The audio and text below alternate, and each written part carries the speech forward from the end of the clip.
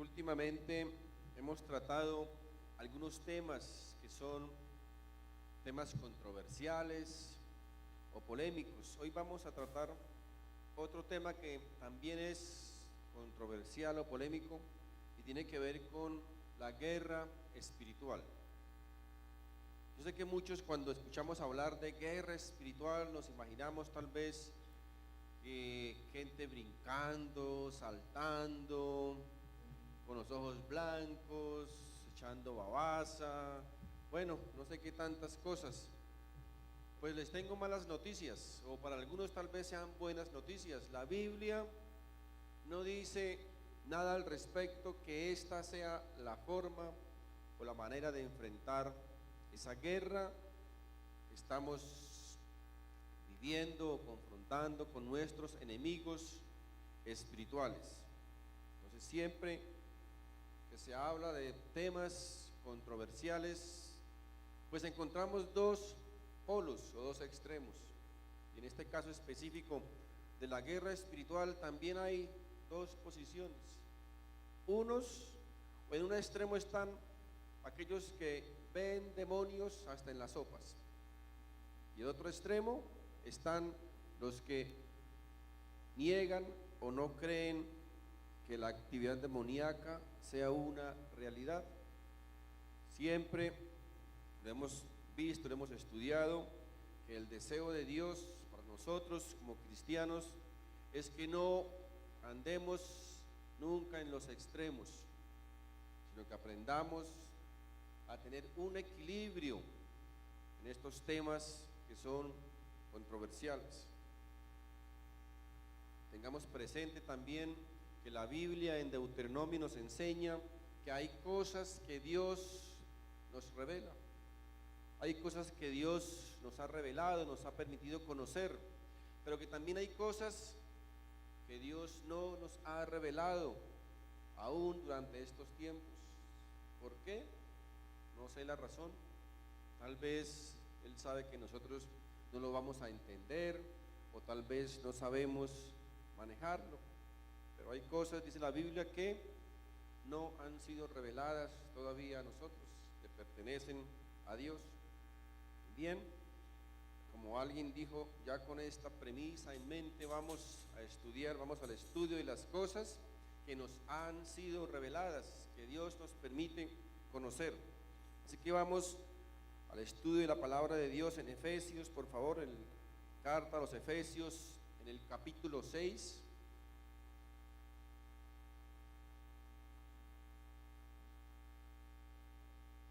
Capítulo 6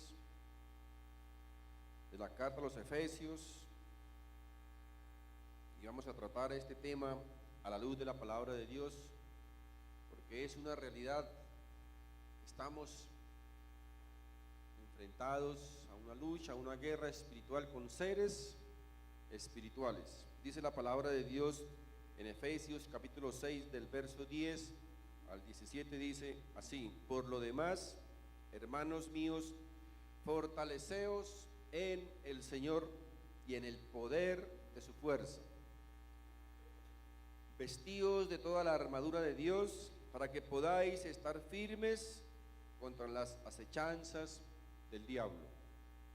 Porque no tenemos lucha contra sangre y carne, sino contra principados, contra potestades, contra los gobernadores de las tinieblas de este siglo, contra huestes espirituales de maldad en las regiones celestes. Por tanto, tomad toda la armadura de Dios para que podáis resistir en el día malo, y habiendo acabado todo, estar firmes. Estad pues firmes, ceñidos vuestros lomos con la verdad y vestidos con la coraza de justicia, y calzados los pies con el apresto del evangelio de la paz. Sobre todo, tomad el escudo de la fe, con que podáis apagar todos los dardos de fuego del maligno. Y tomad el yelmo de la salvación y la espada del Espíritu, que es la palabra de Dios. Yo quiero leer también este texto bíblico en otra versión, que es mucho más sencilla de entender. Yo creo que ahí tenemos también la otra versión al lado de la Biblia de la Reina Valera, y dice otra versión de la siguiente manera: finalmente, dejen que el gran poder de Cristo les dé las fuerzas necesarias. Oído, el poder de Cristo nos da las fuerzas. Protéjanse con la armadura que Dios les ha dado, y así podrán resistir los ataques del diablo. Porque no luchamos contra gente como nosotros, sino contra espíritus malvados que actúan en el cielo. Ellos imponen su autoridad y su poder en el mundo actual. Por lo tanto, protéjanse con la armadura completa. Así, cuando llegue el día malo, podrán resistir los ataques del enemigo y se mantendrán firmes hasta el fin. Manténganse alerta, que la verdad y la justicia de Dios los vista y protejan como una armadura. Compartan la buena noticia de la paz. Estén siempre listos a anunciarla. Que su confianza en Dios los proteja como escudo, y aunque las flechas encendidas que arroja el diablo, que la salvación los proteja como un casco, y que los defienda la palabra de Dios, que es la espada del Espíritu Santo. Amén.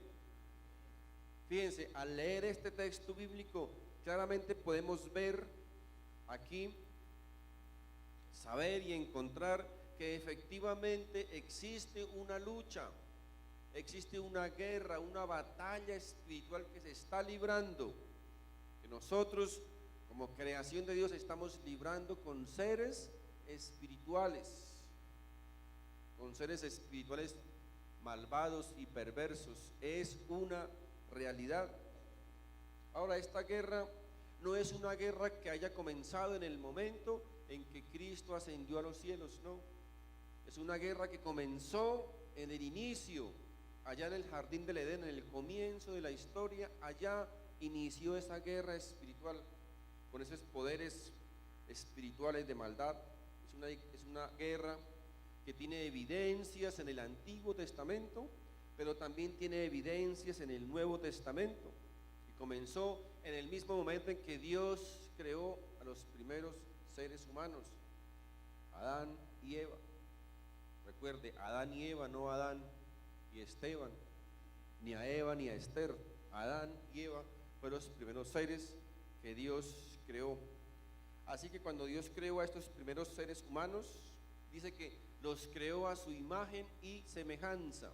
Es decir, que Dios propuso que esos seres humanos iban a representarlo a Él. Los seres humanos, los hombres y las mujeres, nosotros como hijos de Dios, como creyentes, somos representantes de Dios donde quiera que estemos. Ese monopolio no lo posee un ser humano en especial. La Biblia dice que somos embajadores de Cristo en la tierra. Un embajador es alguien que representa a alguien, ¿verdad? Así que Dios estableció que el hombre y la mujer que Él creó iban a ser sus representantes en la tierra.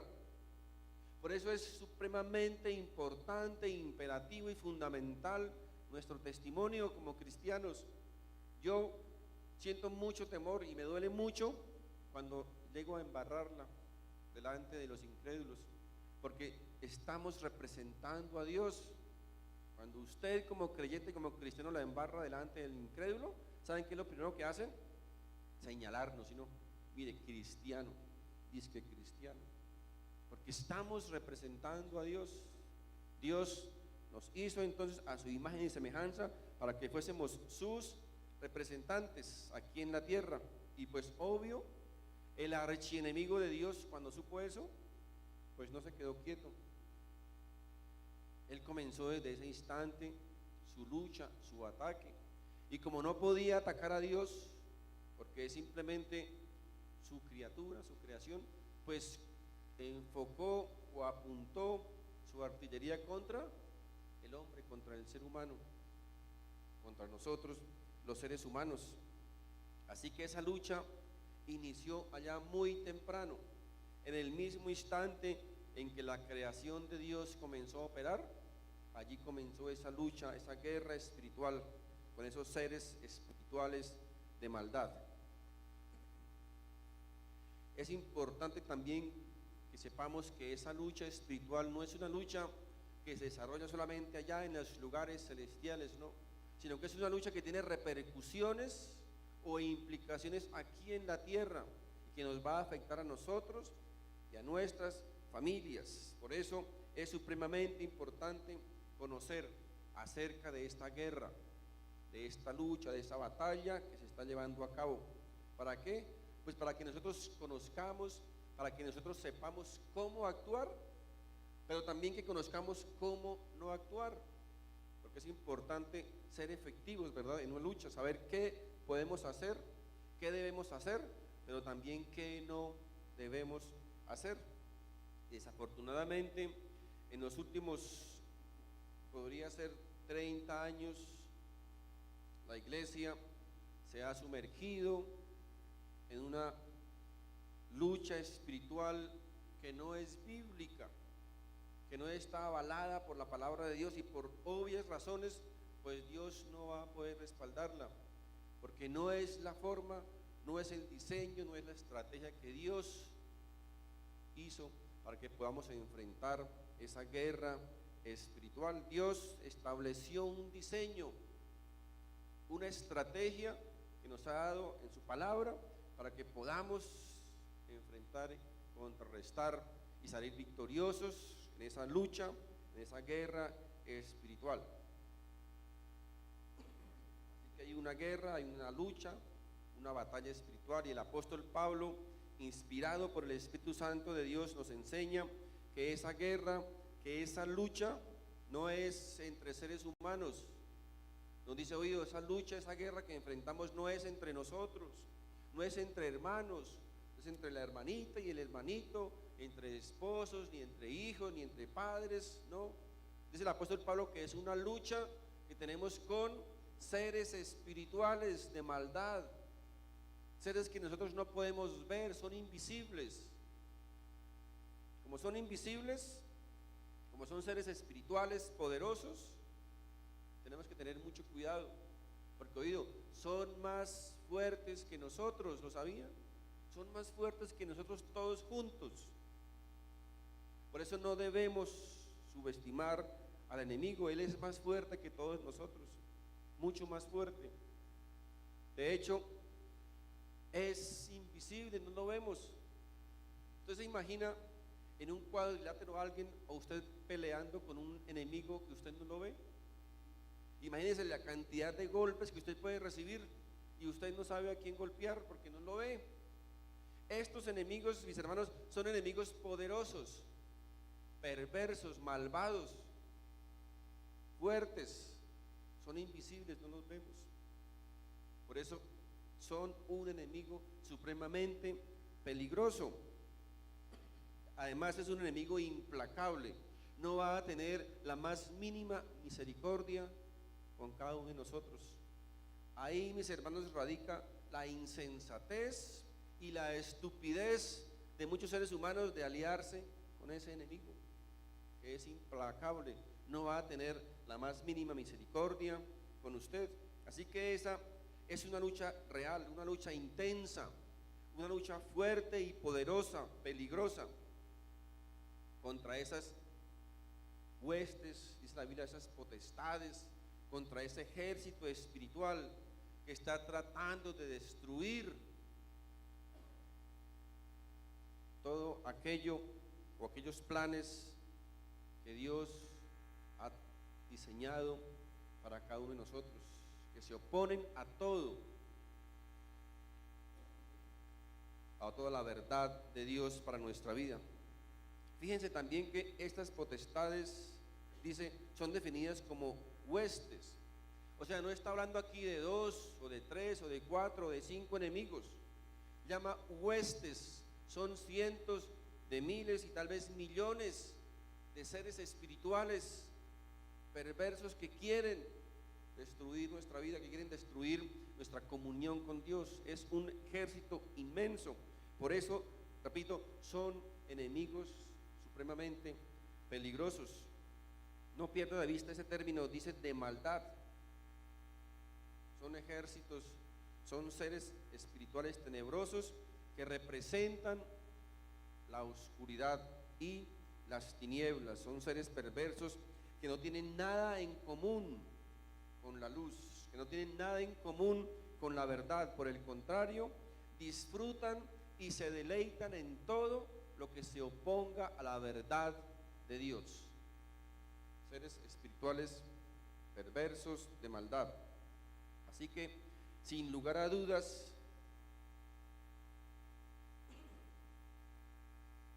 todo ese sistema que está moviendo este mundo, detrás de ese sistema que mueve este mundo, ¿saben qué? Están estos seres espirituales de maldad.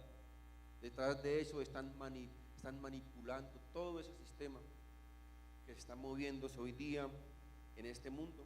Y dice la Biblia que el jefe o que el comandante de ese ejército, la Biblia lo presenta como el príncipe de este mundo, ¿sabía?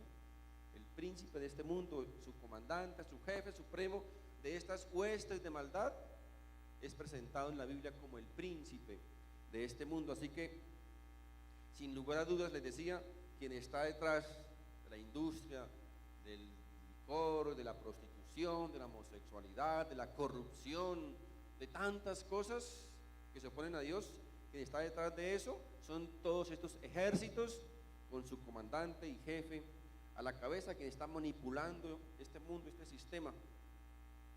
Y nosotros como cristianos muchas veces ni siquiera sabemos cómo enfrentarlos. Es más, muchos ignoran o quieren ignorar esta realidad de una guerra espiritual que se está viviendo con esos seres perversos.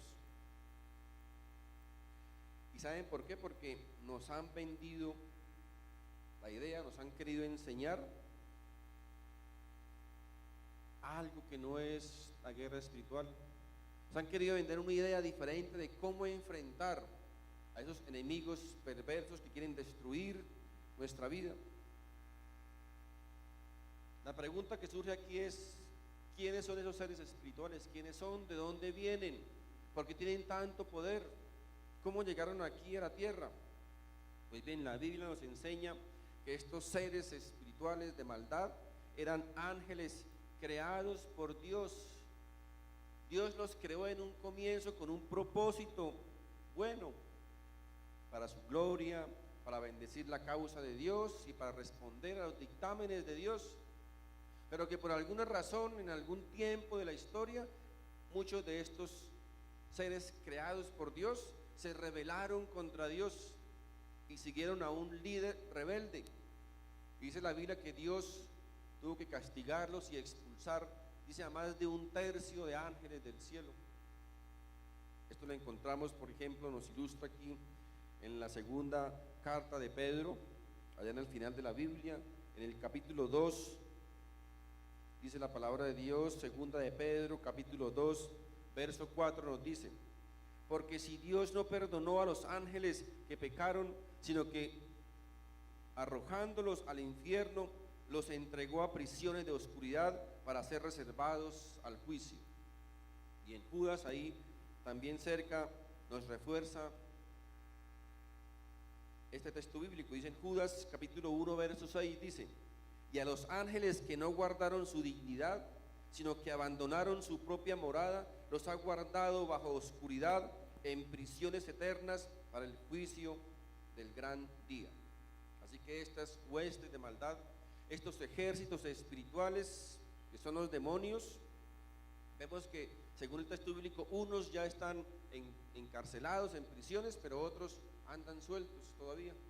Fueron ángeles que se rebelaron contra Dios y fueron expulsados del cielo. Así que esta guerra, les decía, comenzó desde el comienzo de la historia. Por ejemplo, en Génesis 3 encontramos a Satanás disfrazado, engañando o manipulando a Eva a través de una mala interpretación de la palabra que Dios les había dado a ellos como primeros seres creados. Fíjense, porque aquí recalcamos tanto estudio de la hermenéutica, una correcta interpretación, porque una mala interpretación de la palabra de Dios nos puede vender una mentira cuando en realidad es una mentira como verdad, cuando en realidad es mentira. Fíjense, miremos la instrucción que Dios le dio, por ejemplo, a Adán allá en el comienzo de la historia, en Génesis capítulo 2, verso 15 y 17. Ahí está la instrucción precisa que Dios le dio a Adán. Dice: tomó pues Jehová Dios al hombre y lo puso en el huerto del Edén, para que lo labrara y lo guardase. Y mandó Jehová Dios al hombre diciendo, fíjense lo que Dios le dijo a Adán: de todo árbol del huerto podrás comer, mas del árbol de la ciencia del bien y del mal no comerás, porque el día que de él comieres ciertamente morirás. Entonces la instrucción fue clara, ¿cierto? De todo árbol podéis comer, de todo, menos de uno. Pero fíjense cómo el enemigo, ya disfrazado, malinterpretó a propósito estas palabras de Dios y se las dio a Eva. Miren, Génesis 3:1 dice lo siguiente: pero la serpiente era astuta. Serpiente aquí es Satanás. Era astuta más que todos los animales del campo que Jehová Dios había hecho, la cual dijo a la mujer, fíjense, con que Dios os ha dicho, no comáis de todo árbol del huerto. Fíjense cómo él y malinterpretó a propósito las palabras de Dios. Dios dijo, de todo árbol podéis comer, menos de uno. Él ya no dijo, con que Dios dijo que no coman de ningún árbol. O sea, quería presentar a Dios como un Dios perverso y envidioso. Entonces fíjense, mis queridos hermanos, que una mala interpretación puede causar muchos problemas. Y aquí esta es la manera principal en que el enemigo, en que el diablo trabaja, manipulando, malinterpretando, dando una interpretación equivocada de lo que es la palabra de Dios, en palabras más sencillas, enseñando una mala doctrina. Porque una mala doctrina nos presenta una mentira como si fuera una verdad, o viceversa, una verdad como si fuese una mentira. El enemigo quiere hacernos creer algo que no es, o él quiere prometernos algo que él no puede cumplir. Esa es la forma, repito, en que principalmente el enemigo ataca a la iglesia del Señor. Así que téngalo bien presente. Tenemos una lucha, tenemos una batalla espiritual, tenemos una guerra espiritual con enemigos perversos, dirigidos o comandados por un líder rebelde que tuvo la osadía de tratar de destronar a Dios para entronarse él. Ese es el líder de ese ejército enemigo que lucha contra nosotros. Miren, es tanta su osadía, es tan temerario este enemigo espiritual que tuvo la osadía de manipular, de usar o de tratar de usar a un hombre de Dios, a un apóstol de Jesús, para desbaratar, para destruir el plan de salvación que Dios había instituido ya desde el comienzo. En Marcos capítulo 8 vamos a ver el ejemplo de cómo este ser siniestro quiso manipular a un apóstol del Señor. En Marcos capítulo 8 verso 31, hablando aquí, el Señor Jesucristo estaba enseñándoles a sus apóstoles, y en el 31 dice, y comenzó a enseñarles que le era necesario al Hijo del Hombre padecer mucho y ser desechado por los ancianos, por los principales sacerdotes y por las escribas, y ser muerto y resucitar después de 3 días. Diga, era necesario, porque ese era el plan de salvación de Dios para la humanidad. Esto les decía claramente. Entonces Pedro le tomó aparte y comenzó a reconvenirle. Pero él, volviéndose y mirando a los discípulos, reprendió a Pedro diciendo, quítate delante de mí, Satanás, porque no pones la mirada en las cosas de Dios, sino en las de los hombres. Ahora, ¿Pedro era Satanás? No. Lo que pasa es que Jesús podía ver mucho más allá de lo físico. Jesús podía ver que detrás de ese hombre, de ese apóstol, estaba ¿quién? ese personaje siniestro, perverso, invisible, espiritual, tratando de manipular a Pedro. ¿Para qué? Para que el Señor no pudiera llevar a cabo el plan que Dios había trazado para la salvación de la humanidad. Aquí a Satanás lo encontramos manipulando a un creyente, a un hombre de Dios.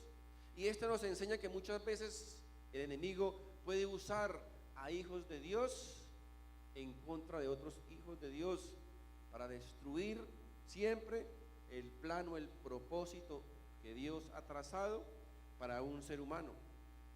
En Lucas, por ejemplo, 22 también encontramos a Satanás pidiéndole permiso al Señor dice, para zarandear ¿a quién? A Pedro. Esa es otra de las estrategias de Satanás. Él quiere zarandearnos, quiere sacudirnos de tal manera que podamos tal vez perder algunos frutos y después recibir las consecuencias de esa zarandeada. Pero qué hermoso que el Señor le dice a Pedro: Pedro, tranquilo, no te preocupes, Peter, que yo estoy contigo, yo estoy de tu lado, yo he rogado por ti para que tu fe no falte. Es decir, Pedro, yo voy a hacer que esa zarandeada, que esa sacudida sea para tu bien. Mis queridos hermanos, el Señor también hoy quiere decirles: hijo mío, hija mía, no te preocupes. Si estás siendo zarandeada o estás siendo zarandeada, no te preocupes. Yo estoy contigo, yo estoy de tu lado. Yo voy a hacer que esa sacudida sea para bien y no sea para mal. Yo voy a hacer que esa sacudida sea para bendición y no para maldición. Yo voy a hacer que esa sacudida sea para levantamiento y no para caída. Yo voy a hacer que esa sacudida sea para la gloria de Dios. Amén. Qué hermoso poder contar y saber y creer en esas promesas que el Señor nos ha dado. Recuerden que dice la Biblia que nuestro enemigo actúa con estrategias, es decir, estrategias son planes muy bien diseñados, son planes muy bien definidos, con un propósito específico. Una estrategia bien definida es algo que nos va a hacer caer, nos va a hacer caer, o nos va a hacer creer una cosa cuando en realidad es otra cosa. Esas son estrategias, y el diablo dice que actúa con estrategias muy bien diseñadas. ¿Para qué? Para destruir siempre, para desbaratar los planes que Dios tiene para cada uno de nosotros como sus representantes aquí en la tierra. Satanás, mis queridos hermanos, ha engañado a la iglesia durante muchos años con la idea de que tenemos que estar reprendiendo y reprendiendo y reprendiendo y reprendiendo demonios en todo momento. Quiere hacernos centrar nuestra atención en ellos para, mientras tanto, entrar por la puerta de atrás y hacer estragos en la iglesia del Señor. Y eso es, repito, lo que hoy día está haciendo el enemigo en muchas iglesias y con muchos cristianos. Nos está quitando la atención de lo que realmente la debemos tener puesta, y estamos centrándonos solamente en su actuar. Eso es lo que está haciendo Satanás, repito, con la iglesia del Señor en estos tiempos. Y la iglesia, por estar centrando su atención solamente en demonios, hemos descuidado asuntos fundamentales: su palabra, su poder, la cruz, la salvación, su protección, la manera en que Dios diseñó la forma en que debemos actuar para contrarrestar ese ataque del enemigo. Hemos olvidado, hemos dejado a un lado esas cosas fundamentales por centrar nuestra atención solamente en los demonios. Quiero que miremos, por favor, 2 Corintios, capítulo 10. ¿Cuál es la estrategia que Dios tiene para nosotros? ¿Cuáles son las armas que nos ha dado para enfrentar esa guerra espiritual? 2 Corintios capítulo 10, versos 3 y 5 dice: pues aunque andamos en la carne, no militamos según la carne, porque las armas de nuestra milicia no son carnales, sino poderosas en Dios para la destrucción de fortalezas, derribando argumentos y toda altivez que se levanta en contra del conocimiento de Dios y llevando cautivo todo pensamiento a la obediencia de Cristo. Aquí el apóstol Pablo nos dice, nos enseña que aunque andamos en la carne, que aunque somos carne, que somos humanos, dice, nuestra lucha o nuestras armas no son carnales. Es decir, no es una lucha mano a mano que se realice en un cuadrilátero o en una lucha libre de boxeo, no. Esas no son las armas que Dios nos ha entregado para poder enfrentar a esos enemigos espirituales. Dice que las armas son unas armas poderosas en Cristo Jesús para destrucción, dice, de fortalezas. Hay una estrategia, recuerden, Dios diseñó una estrategia para que nosotros podamos enfrentar a esos enemigos. No son con nuestras armas humanas, sino son, repito, son unas armas espirituales que Dios nos ha dado y que generalmente la iglesia hoy día no está usando para enfrentar a esos enemigos. Nos dice la palabra que estas armas en Cristo son usadas, dice, para destrucción de fortalezas. Ahora, ¿a cuáles fortalezas se refiere aquí la palabra de Dios? Tal vez pensamos que son que edificios, murallas, búnkeres, etcétera, etcétera. En el texto siguiente ahí nos lo explica, así se refiere, se refiere a especulaciones, pensamientos, doctrinas, argumentos que se levantan en contra del conocimiento de Dios. En palabras más sencillas, son pensamientos, son ideas, son filosofías, pensamientos psicológicos que están enseñándole al hombre que Dios no existe, que Dios no es real, que Dios no creó al hombre, sino que por el contrario, Dios simplemente fue creado en la imaginación del hombre. Todos esos argumentos, pensamientos, escuelas de pensamientos, son esas fortalezas que están menguando y minimizando la fe del hombre. Y es para destruir esas fortalezas, dice que Dios nos ha dado unas armas especiales, dice, armas en Cristo para la destrucción de esa clase de fortalezas. Pensamientos que se levantan y suprimen, dice, o detienen la verdad de Dios. A esas personas, la Biblia dice que ya el juicio de Dios está sobre ellos. En Romanos capítulo 1, verso 18, la palabra de Dios dice, porque la ira de Dios se revela desde el cielo contra toda impiedad e injusticia de los hombres, fíjense, que detienen con injusticia la verdad. Que detienen con injusticia la verdad. Así que estos pensamientos, estas escuelas de pensamientos, filosofías, doctrinas, etcétera, etcétera, son poderosas porque están tomando el control de la mente del hombre, haciéndoles creer una mentira, cuando en realidad es verdad, o viceversa.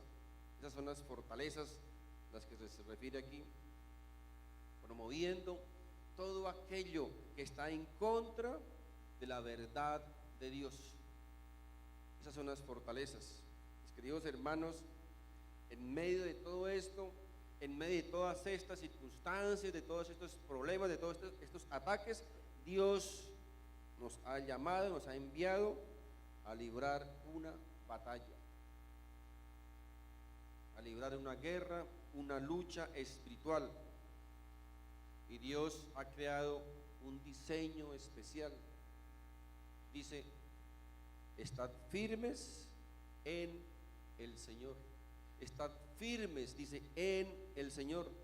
Ahora la pregunta es, ¿cómo puedo estar firmes en el Señor en medio de este caos que está viviendo el mundo? En medio de esta maldad, de este engaño, de esta corrupción, ¿cómo puedo estar firme en el Señor? Para poder entender esto lo primero que debemos hacer es conocer el campo de batalla. Tenemos que conocer dónde es que se está librando esa batalla espiritual.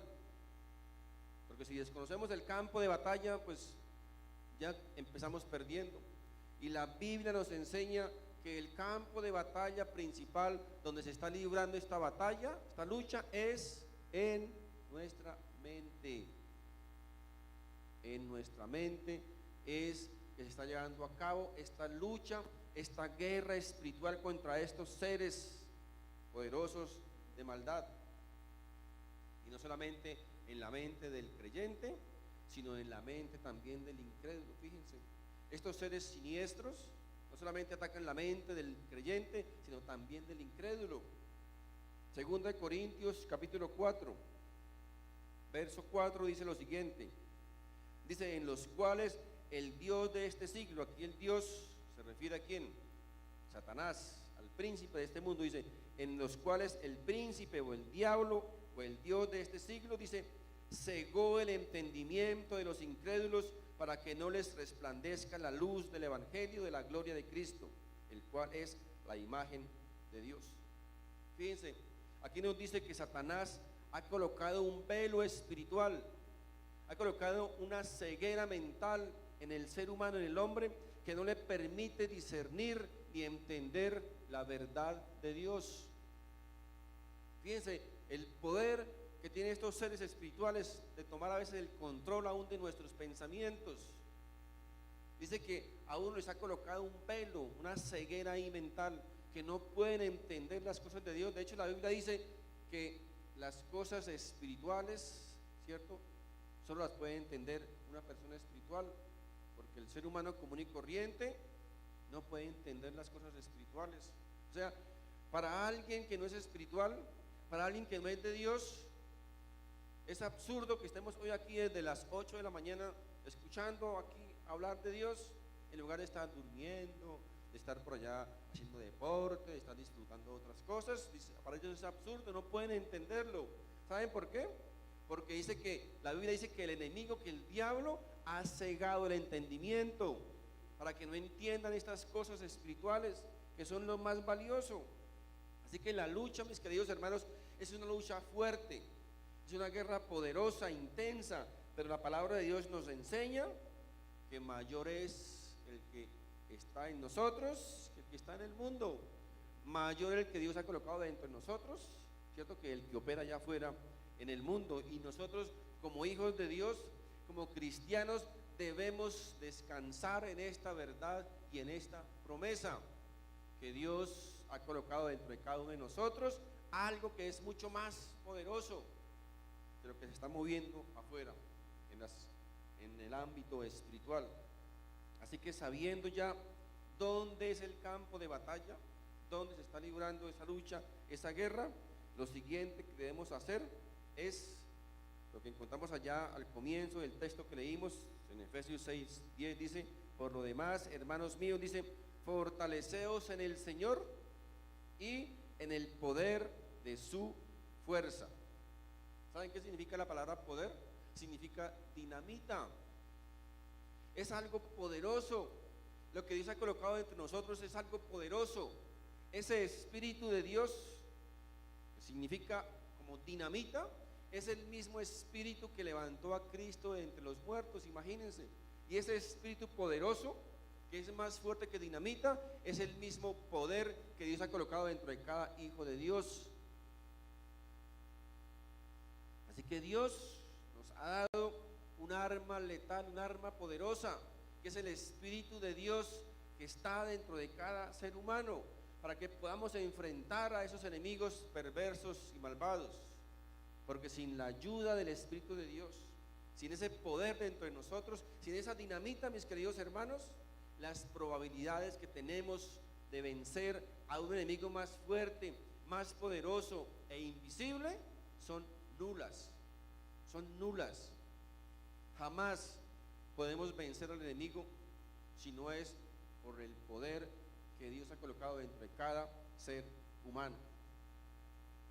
Que nuestro llamado, dice, es a fortalecernos en el Señor, dice, y en el poder de ¿quién?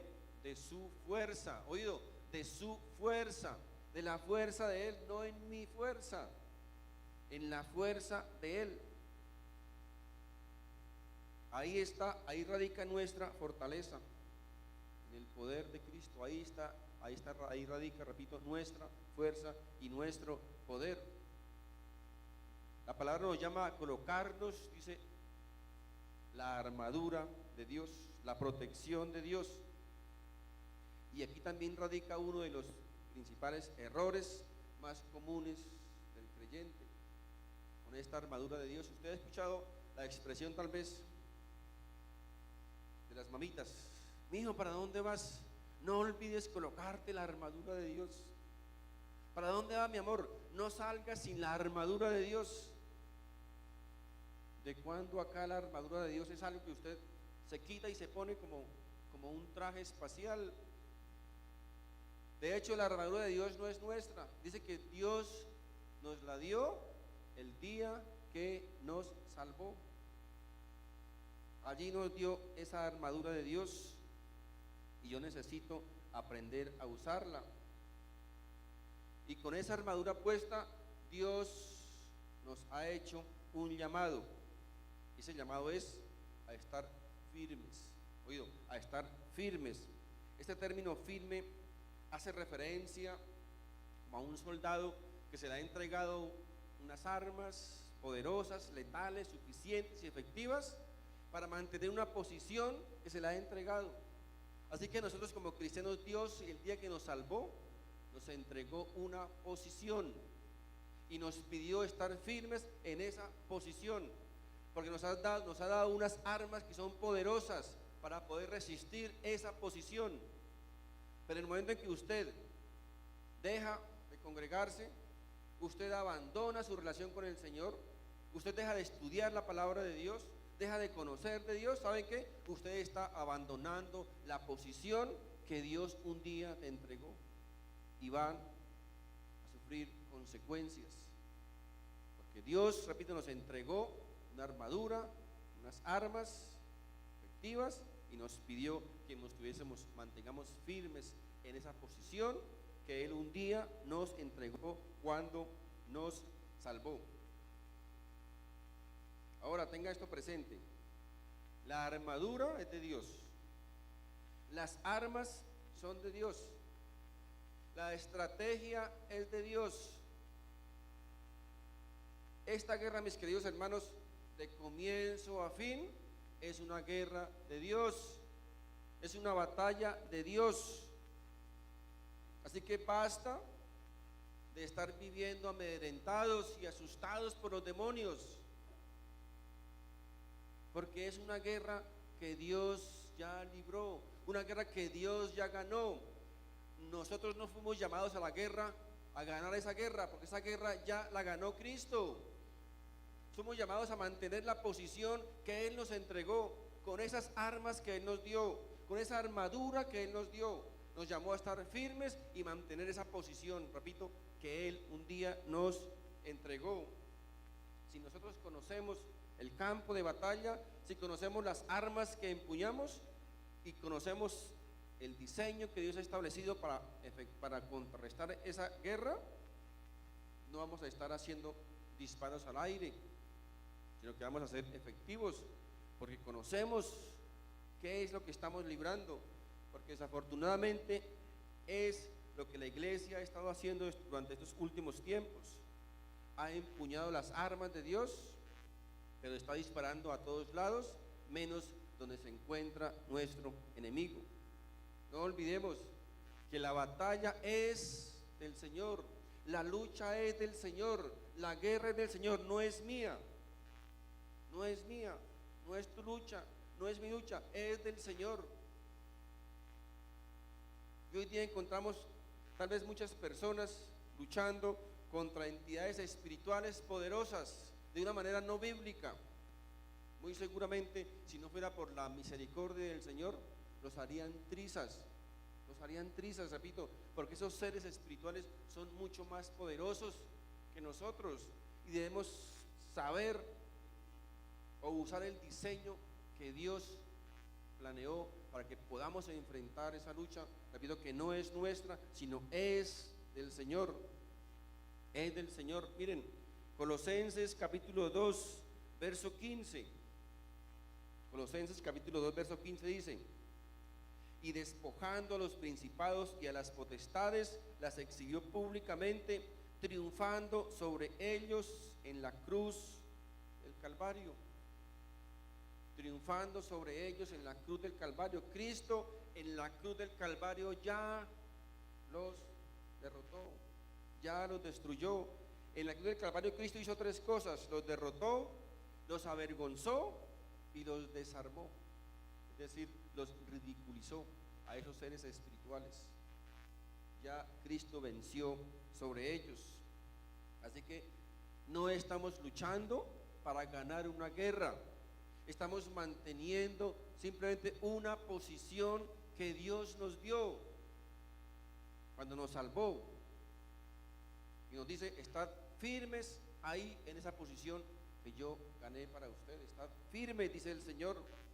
Por eso lo único que Cristo me pide es, repito, mantener esa posición que Él un día me entregó cuando me salvó.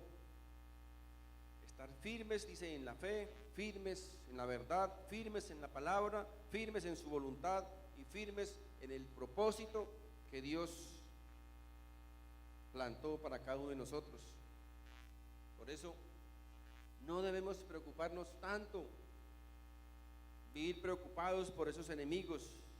Cristo ha dejado muy claro, Cristo ha dejado muy claro que esa protección Él nos la brinda, porque nosotros no podemos, repito, no podemos, con nuestras fuerzas no podemos enfrentarnos ni mucho menos vencer a esos enemigos. Cristo ha dejado muy claro que Él nos da, que Él nos brinda su protección. Mire, en 2 Tesalonicenses capítulo 3, verso 3 dice: pero fiel es el Señor que os afirmará y guardará del mal.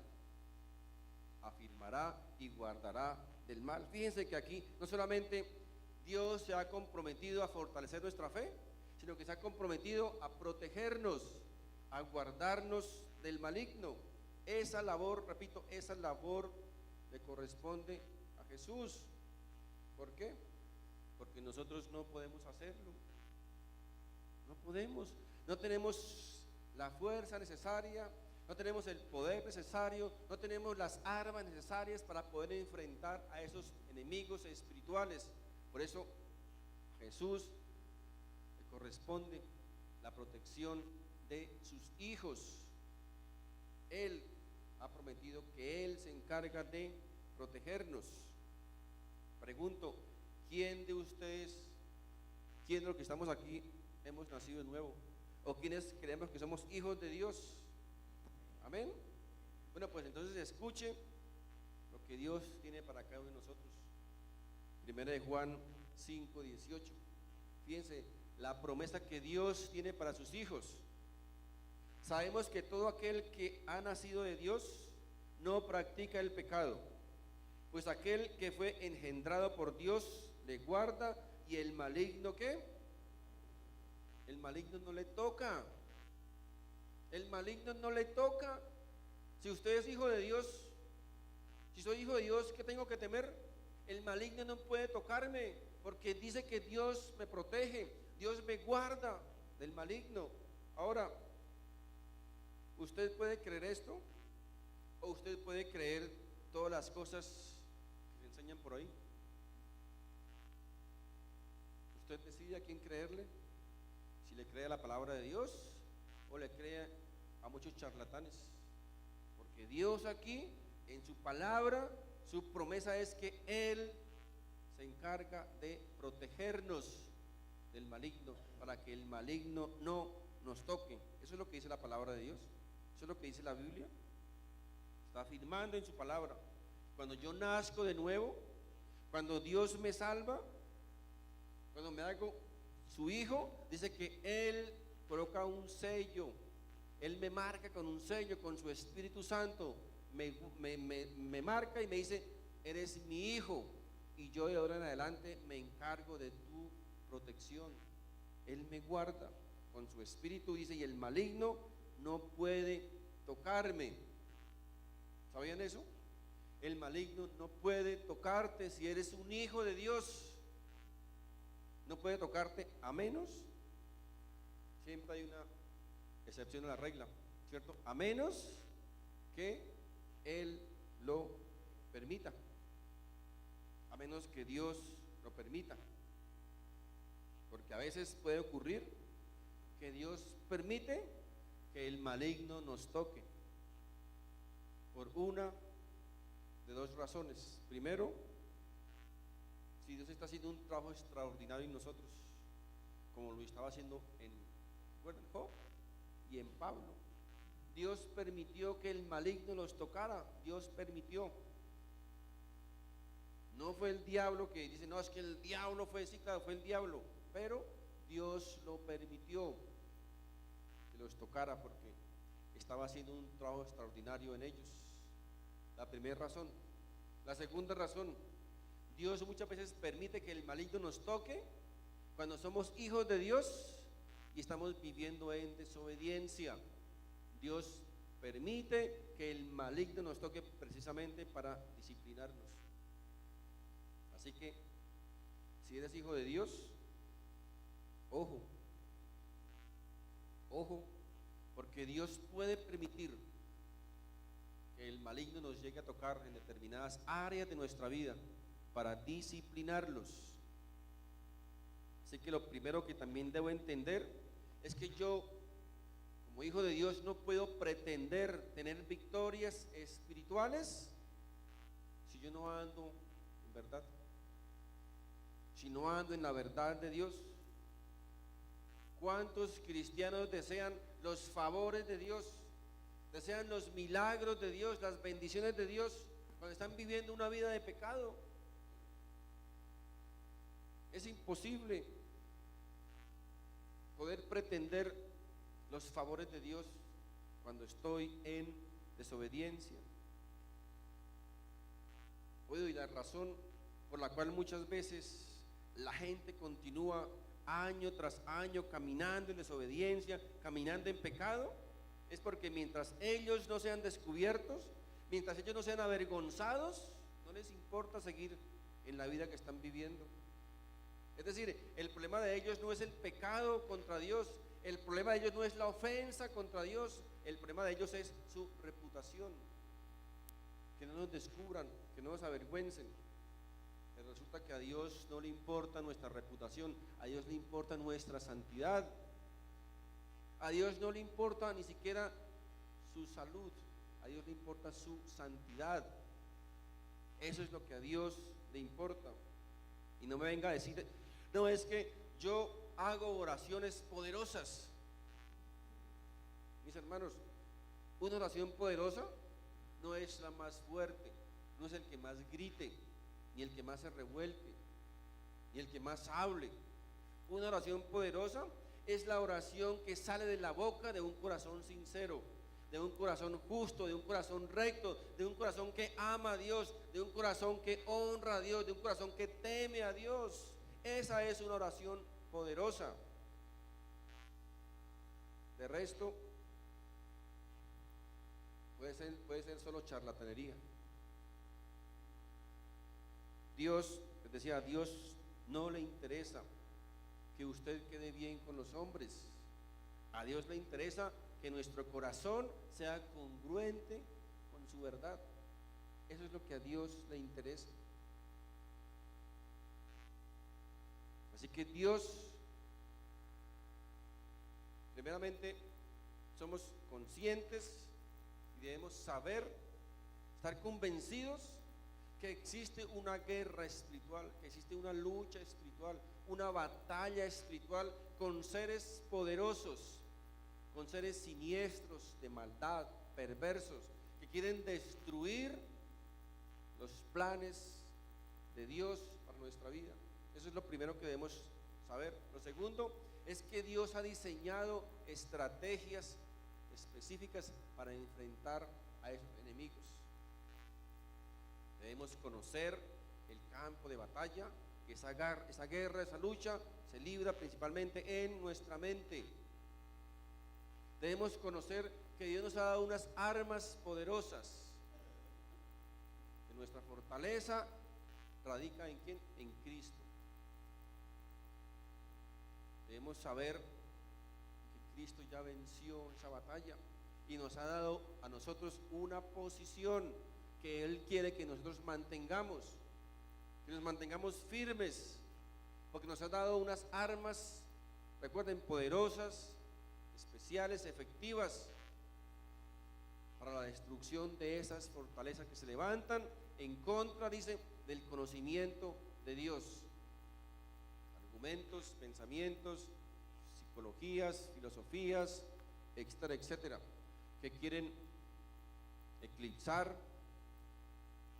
quieren cegar el entendimiento del ser humano para que no podamos reconocer, entender o discernir que Dios es real, que Dios es real, que Dios es un Dios vivo,